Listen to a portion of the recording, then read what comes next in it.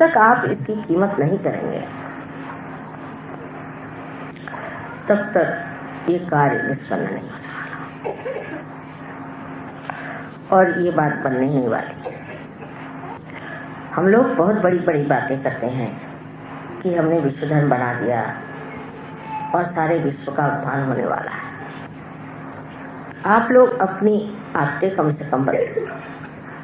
आज 12 साल से मैं देख रही हूँ कि बहुत कम आदत हम लोग अपनी बदल पाए। हम याद गए थे, वहाँ किसी सज्जन के बारे में किसी ने कहा कि वो तो सहयोगी हैं और अपनी माँ को बहुत सताते, माँ का बिल्कुल ख्याल नहीं करते, उनकी कोई इज्जत नहीं करते और माँ बेचारी बहुत सीधी सरल औरत है। सुन के मेरा एकदम जी बैठ गया, ये कैसे हो सकता है?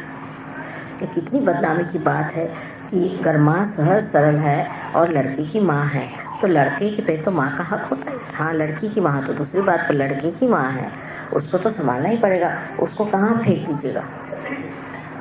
और जब वो सहज सरल है तब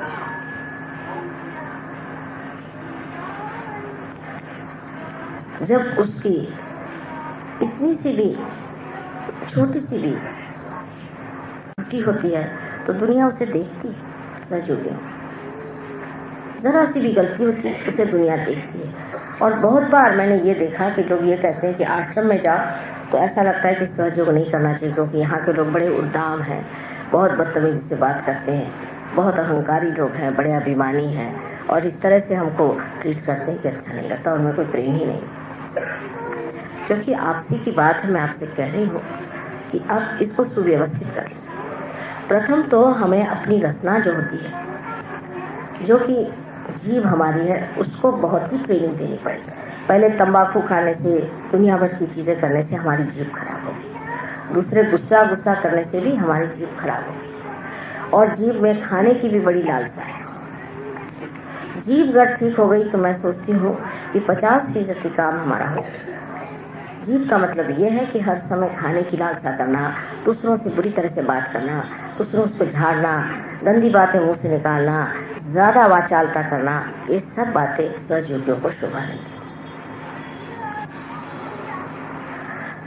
और खाने के मामले में भी लोगों में मैं देखती हूँ कि इतनी ज्यादा रुचि है खाने में कि रात दिन विचार ये कि क्या खाना, यानी मुझे तक खिला खिला के आप लोग मार डालते हैं। मुझे तो कोई रुचि नहीं खाने में, आप जानते हैं, मुझे तो कुछ कोई चीज का कोई शौक ही नहीं कि ये चीज बस जाना मिल जाए काफी है। आप तो जानते हैं मुझे खाने की कोई रुचि नहीं, मुझको समझ नहीं आता है कि इतनी क्या रुचि खाने की होती है। मैं खाना बहुत अच्छा बनाती हूँ लेकिन खाने की रुचि नहीं। तो आपके लिए मैं सामने बैठी हूँ, बोलते वक्त जो भी हो आप ऐसी बात करें जिससे दूसरों का हित हो। लेकिन नहीं है, ऐसा नहीं होता है। और एक बिल्कुल उथलेपन में पहले तो अपनी जीभ को ही ठीक कराएं। अपनी जीभ जो है एक मधुर स्वरों में, मधुर शब्दों में माननी चाहिए। तो उसका एक तरीका है, आप शीशे में बैठकर अपने से ही मीठी मीठी बातें करें, कोशिश करें। क्या आप वैसे तक मीठी मीठी बातें कर सकते हैं कि अपने से भी गाली गलौज करते हैं? आप पहले अपने को प्यार करना चाहिए। फिर टाइम बे टाइम जो आप लोगों में एक बड़ी बीमारी है कि टाइम, अब यहाँ तक कि अब शिवरात्रि का भी टाइम हम मानना पड़ा, तो ये तो हद हो गई भाई। शिव जी के ऊपर में आपकी गवर्नमेंट नहीं है और इसलिए हमको समझ लेना चाहिए कि हम कहाँ तक कि हम भगवान पर भी टाइम लगा रहे हैं। जिन्होंने टाइम बनाया उन्हीं पर हम टाइम लगा रहे हैं और सारा टाइम बचा के करते क्या है, यही मुझे समझ नहीं आता। आप कितनी देर का ध्यान करते हैं, कितनी देर आप प्रगति करते हैं। ये जो राइट साइड एटीट्यूड है ये भी बहुत जरूरी है। इससे भी आदमी इतना एग्रेसिव हो जाता है कि उसको ये भी नहीं अंदाज रहता कि हम साक्षात परमात्मा से ही झगड़ा लिए। इसको भी आपको घटाना है, धीरे धीरे इसको डिसिप्लिन करना है। इससे आप अनेक काम कर ले, अनेक काम आपके हाथ में जाएंगे और अगर आप टाइम की पाबंदी रखेंगे तो होंगे ही नहीं, कभी नहीं हो सकता। और खासकर इस देश में तो बिल्कुल ही नहीं होती। और जिन देशों में इतना टाइम बांधा था वो सिर्फ युद्ध के लिए कि वो युद्ध में आ रहे हैं, 11 बजे तो हम 10:30 बजे जाकर उनको कत्ल कर दें। सहयोग में कोई युद्ध नहीं है तो प्रेम की बात है। प्रेम में टाइम किसको याद करता है? आपको पता नहीं, पहले शिवरात्रि की पूजा करीबन कुछ नहीं तो 8-8 घंटे होती थी, तो कभी कभी हम 9 घंटे एक जगह बैठे, 9 घंटे एक बार भी उठे नहीं, ऐसा भी रिकॉर्ड आपके दिल्ली में है, 9 घंटे कंटिन्यू।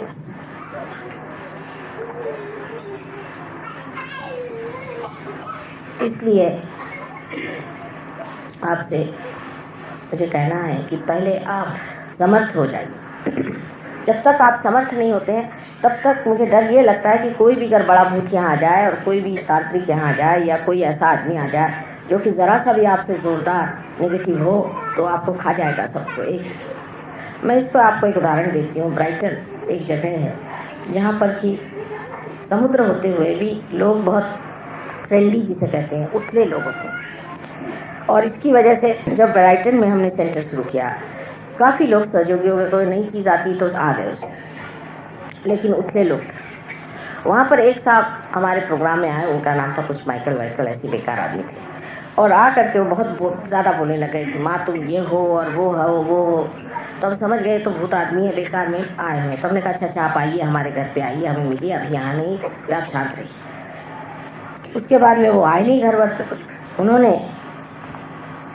सारे लोगों से जाकर बताया कि देखो माँ मुझे कितना मानती है, मैं कितना शक्तिशाली हूँ कि माँ ने मुझे अपने घर पर और विशेष रूप से मुझे घर पे बुलाया है। तो सब लोग इससे अभिभूत हो और इस कदर अभिभूत हो गए कि वो दूसरी कोई बात सुनने को ही तैयार थे। एक वहाँ पर साहब थे, उन्होंने कहा कि नहीं भाई ये तो कुछ अजीब ही आदमी लगता है, तुम माँ से तो जाके पूछ लो।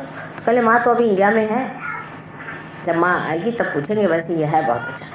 उसने कहा कि सबको आपस में प्यार करना चाहिए, दुलार करना चाहिए और खूब आपस में घंटों बातें करें और इधर उधर की औरतों से दोस्ती और सब शुरू हो गया और उसको लोग मोहब्बत कहने लगे।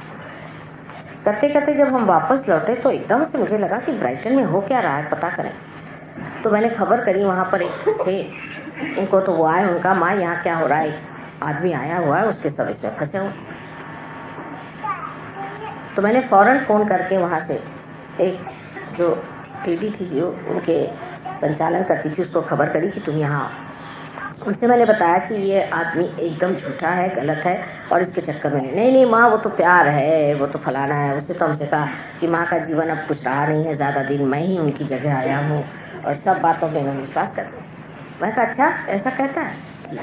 मैंने कहा बिल्कुल आप इसे छोड़ दीजिए, इसकी कोई ज़रूरत, अब तो मैं जीवित हूँ आपके सामने, आप मेहरबानी से इसे छोड़ दीजिए और इसको आप पूरी तरह से कह दीजिए कि आप चले जाए। लेकिन वो चक्कर ऐसा चल पड़ा कि उसको छोड़ ना पाए। वो वापस गई तो भी वही चक्कर चलता पड़ा। अंत में फिर तुम तो जानते हो तुम्हारी माँ योग माया है, हमने अपना चक्कर चलाया तो वो एक रात एक औरत को लेकर उन लोगों का सबका सामान उठा करके बांध दिया, तब इनकी खोपड़ी थी। पर अब भी वो जो औरत थी जो उसने सारा ऑर्गेनाइज किया था, इतना महत्व किया था, अब भी वो सहयोग में जम नहीं पाई। अब सहयोग से निकल ही गई। हमने कहा तुम आया ना।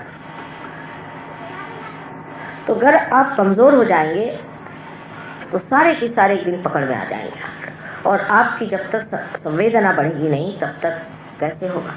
और दिल्ली वालों की संवेदना बड़ी कमजोर है, सबसे कमजोर, सारे सहयोगियों में सबसे कमजोर दिल्ली वालों की संवेदना। उनको कुछ महसूस नहीं होता, वो कुछ जान ही नहीं पाते कि कौन आदमी अच्छा है बुरा है, किसके वाइब्रेशन ही नहीं जानते।